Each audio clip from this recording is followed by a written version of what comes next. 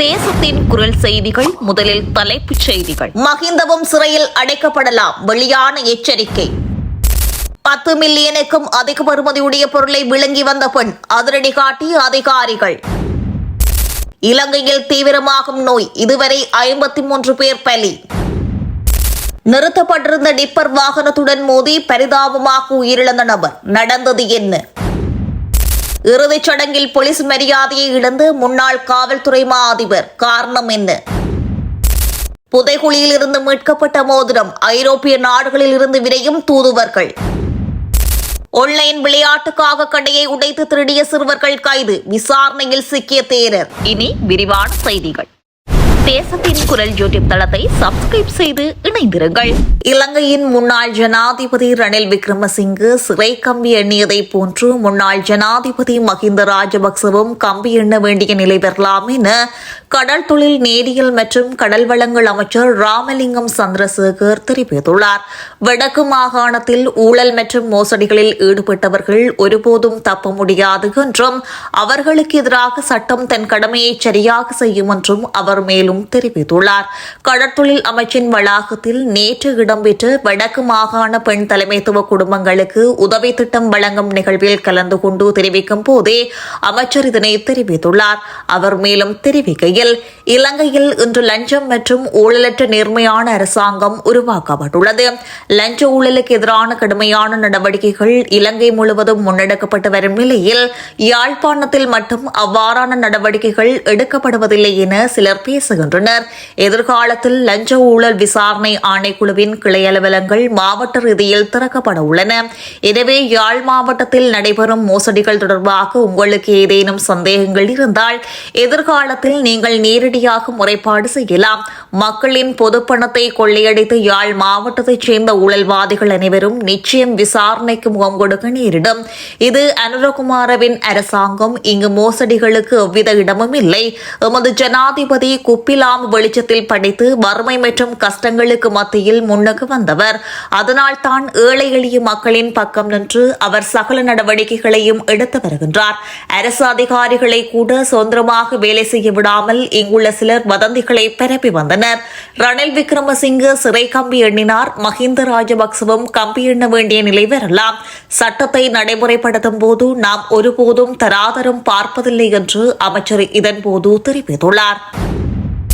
10 million ரூபாய்க்கும் அதிக பெறுமதியுடைய 237 gram cocaine போதைப் பொருளை வைத்திருந்து அங்கோல நாட்டு பெண் ஒருவர் கட்டுநாயக்க பண்டார்நாயக்க சர்வதேச விமான நிலையத்தில் வைத்து சுங்க போதைப்பொருள் கட்டுப்பாட்டு பிரிவின் அதிகாரிகளால் அதிரடியாக கைது செய்யப்பட்டுள்ளார். கைது செய்யப்பட்ட பெண் 54 வயதுடையவர் என அடையாளம் காணப்பட்டுள்ளார். அவர் அங்கோலாவில் இருந்து எத்தியோப்பியாவின் அடிஸ் அபாபா நகரிற்கு வந்து அங்கிருந்து கட்டாரின் டோகா ஊடாக இலங்கையை வந்தடைந்துள்ளார் என்பது விசாரணையின் மூலம் தெரியவந்துள்ளது. விமானத்தில் இருந்து இறங்கிய பின்னர் அவர் சக்கர நாற்காலியின் உதவியுடன் விமான நிலைய முனையத்தை நோக்கி பயணித்துள்ளதுடன் இதன்போது அவரது நடத்தை குறித்து சுங்க அதிகாரிகள் அவதானம் செலுத்தியுள்ளனர். அங்கு நடாத்தப்பட்ட விசாரணைகளை அடுத்து அவராகவே முன்வந்து தன்னிடம் இருந்த கொக்கைன் போதைப்பொருள் அடங்கிய 14 மாத்திரைகளை சுங்க அதிகாரிகளிடம் ஒப்படைத்துள்ளார். இவ்வாறு இருக்கையில் மேலும் சில போதைப்பொருள் மாத்திரைகளை தான் விழுங்கியுள்ளதாகவும் அந்த பெண் சுங்க போதைப்பொருள் கட்டுப்பாட்டு பிரிவின் அதிகாரிகள் முன்னிலையில் தெரிவித்துள்ளார். இச்சம்பவம் குறித்து சுங்க போதைப்பொருள் கட்டுப்பாட்டு பிரிவு மேலதிக விசாரணைகளை முன்னெடுத்து வருகின்றனர். இலங்கையில் டெங்கு நோய் தொற்றின் தாக்கம் தொடர்ந்து அதிகரித்து வரும் நிலையில் இந்த ஆண்டில் இதுவரை பதிவான டெங்கு மரணங்களின் எண்ணிக்கை 53 உயர்ந்துள்ளதாக தெரிவிக்கப்படுகிறது.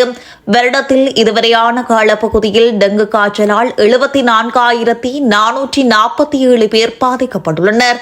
முன்னதாக நோயாளர்களின் எண்ணிக்கை 74,000 தாண்டி இருந்த நிலையில் தற்போது அந்த எண்ணிக்கை மேலும் அதிகரித்துள்ளமை குறிப்பிடத்தக்கது.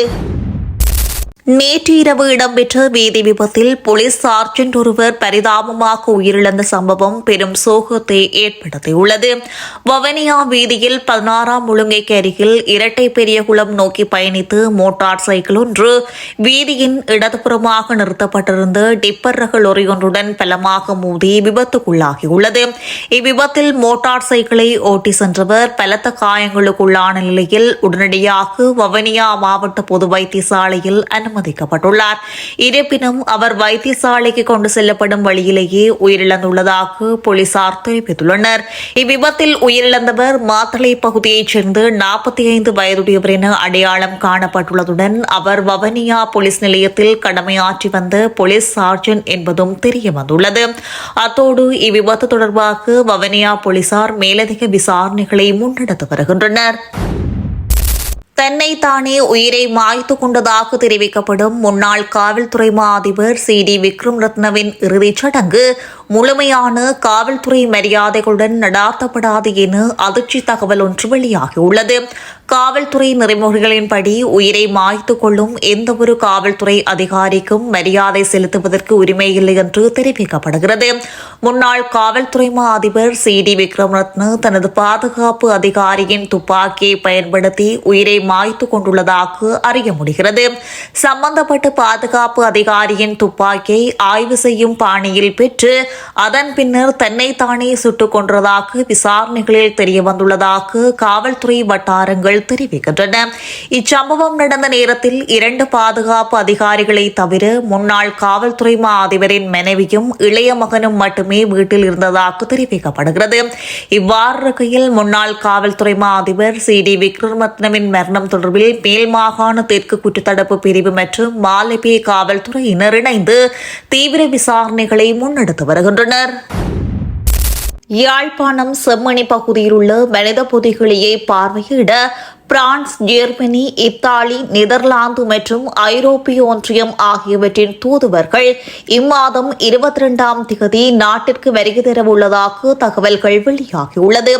யாழ்ப்பாணத்திற்கு எதிர்வரும் 21ஆம் திகதி வருகை தரும் மேற்படி குழுவினர் 22ஆம் திகதி செம்மணி மனித புதைகுழியை பார்வையிடுவதற்கு யாழ்ப்பாணம் நீதவான் நீதிமன்றத்தின் அனுமதி கோரி விண்ணப்பிக்கப்பட்டுள்ளது. மேற்படி குழுவினர் யாழ்ப்பாணத்தில் அரசியல் கட்சிகளின் பிரதிகள் மற்றும் சிவில் செயற்பாட்டாளர்களையும் சந்தித்து கலந்துரையாட உள்ளனர் என அறிய முடிகிறது. இவ்வாறு இருக்கையில் செம்மணி மனித புதைகுழியில் 3ஆம் கட்ட அகழ்வு பணிகளை 56 நாட்கள் முன்னெடுக்க நீதிமன்றம் அனுமதி வழங்கிய நிலையில் 35வது நாளான நேற்று வெள்ளிக்கிழமை புதிதாக 11 எலும்புக்கூடுகள் அடையாளம் காணப்பட்டுள்ளது. இதன்போது சேதமடைந்த மோதிரம் ஒன்றும் விரல் எலும்புடனான செப்பிலான மோதிரம் ஒன்றும் குவியலாக 2 தொகுதி எலும்புக்கூடுகளும் அடையாளம் காணப்பட்டுள்ளது. ஆன்லைன் விளையாட்டுக்காக கடையை உடைத்து தொலைபேசிகளை திருடிய 2 மாணவர்கள் அதிரடியாக கைது செய்யப்பட்டுள்ளனர். இச்சம்பவம் நேற்று இடம்பெற்றுள்ளதாக குறிப்பிடப்பட்டுள்ளது.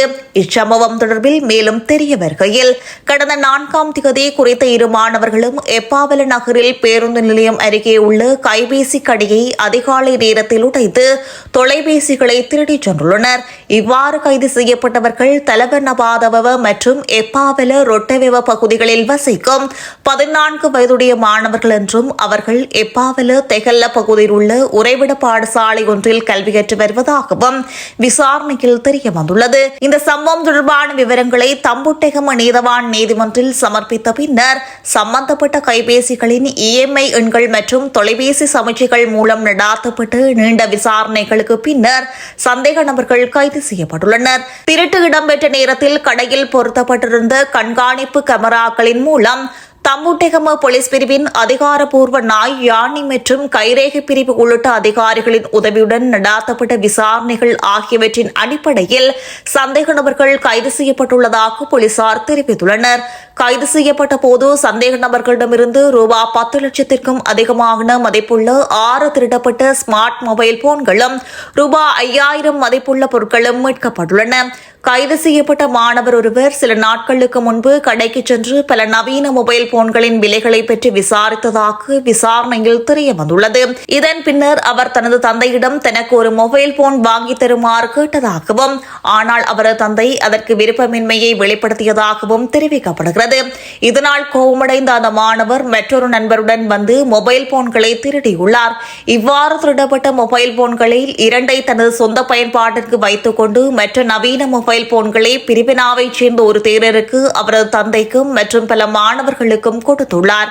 கோயிலைச் சேர்ந்த தேரர் ஒருவருக்கு சொந்தமான சிம் கார்டை திருடப்பட்ட கைபேசியில் இந்த மாணவர்கள் பயன்படுத்தியதாக தெரிவிக்கப்படுகிறது.